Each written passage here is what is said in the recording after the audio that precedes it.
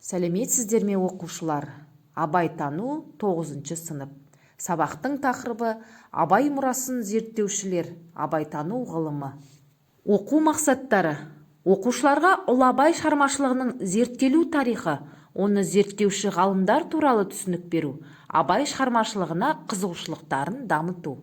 Ұлы Абайдың шығармашылық мұрасы халқымыздың ғасырлар бойы маңызын жойылмайтын рухани қазынасы. Абайдың сөзі қазақтың бойтұмары. Абайды тану, бағалау, насихаттау, оқыту қоғамдық ой санада тың серпілістер туғызып, мақсаткерлікке жұмылдырады. Заман уақыт талабына орай Абайды жаңа қырларынан тану, ғылыми тұрғыдан тың байламдар жасалуы заңдылық. Абай ұлы ұстаз кемеңгер. Абай тақырыбы мәңгілік тақырып. Абай тақырыбы таусылмайтын телегей теңіз. Қазақ поэзиясының Абайдан кейінгі дәуіріне көз жіберсек, Абай шығармашылығындағы әсер етпеген қаламгер кемде-кем.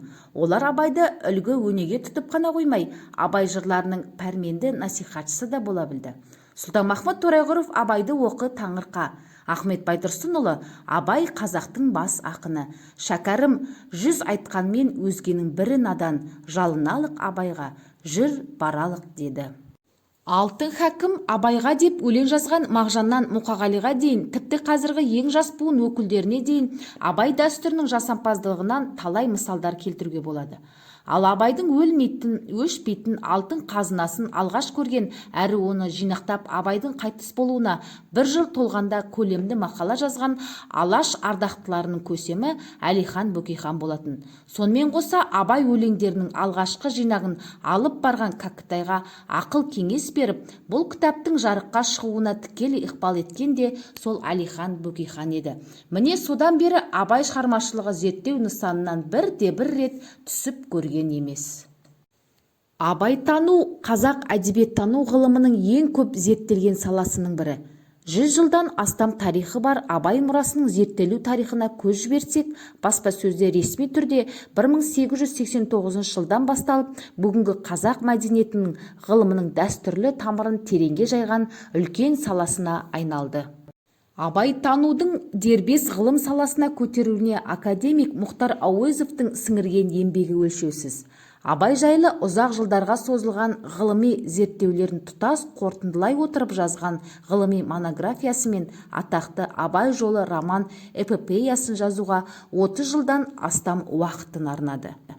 Абайдың шығармашылық мұрасын зерттеу мемлекетіміздің тәуелсіздік алғаннан кейін жаңа бір қырынан барлық салада қарастырыла бастады.